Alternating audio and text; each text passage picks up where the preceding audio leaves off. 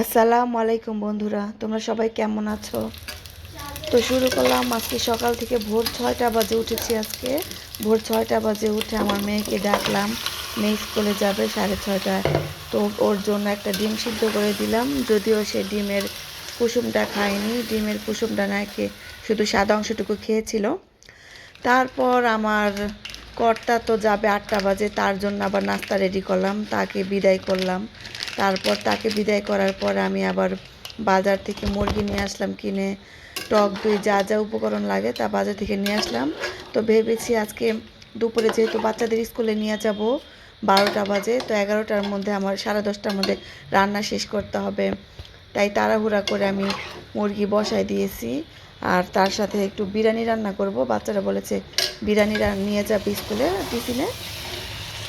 তো যেই বলে সেই কাজ। এই যে মুরগিটা কষানো হচ্ছে, সুন্দর করে কষাচ্ছি আমরা বিরিয়ানি মশলা দিয়ে। আর নতুন আলু দিব, তার সাথে আমি ভেজে রেখেছি আলুটা।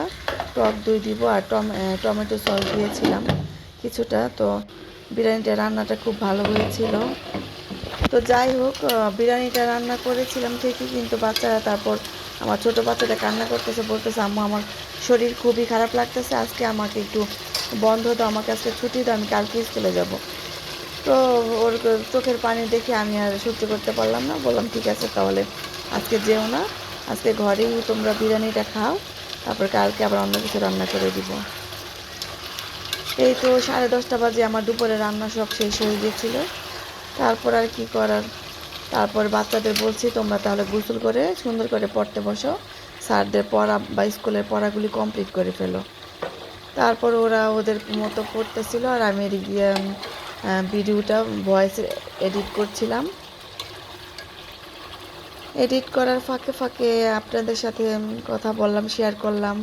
তো আপনারা কে কোথা থেকে ভিডিওটি দেখছেন আমাকে একটু বলবেন। আর আমার ভিডিওটি ভালো লাগলে একটু দয়া করে লাইক, কমেন্ট আর শেয়ার করে আমার পাশে থাকবেন।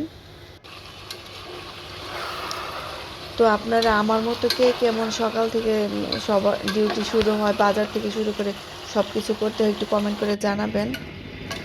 আর এই তো আমার এই যে পোলাও চাল দিয়ে দিয়েছিলাম, রান্না হয়ে যাবে কিছুক্ষণের মধ্যেই, রান্নাটা হয়ে যাবে। আসলে ভিডিওতে কত সুন্দর, কত দ্রুত হয়ে যায় সব কিছু, তাই না? তো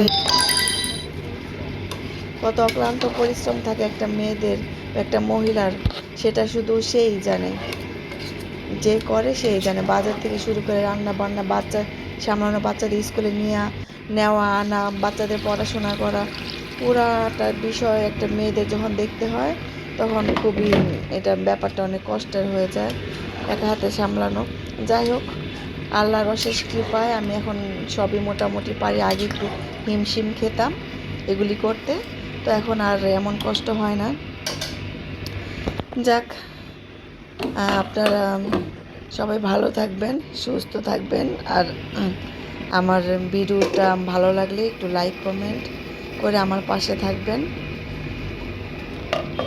আর আপনারা কে কোথা থেকে আমার ভিডিওটা দেখছেন একটু আমাকে কমেন্ট করে জানাবেন। এই যে আমার রান্নাটা শেষ।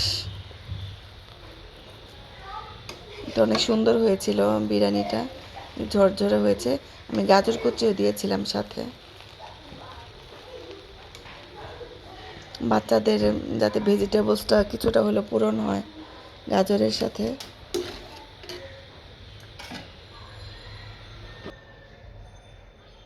আল্লাহ হাফেজ।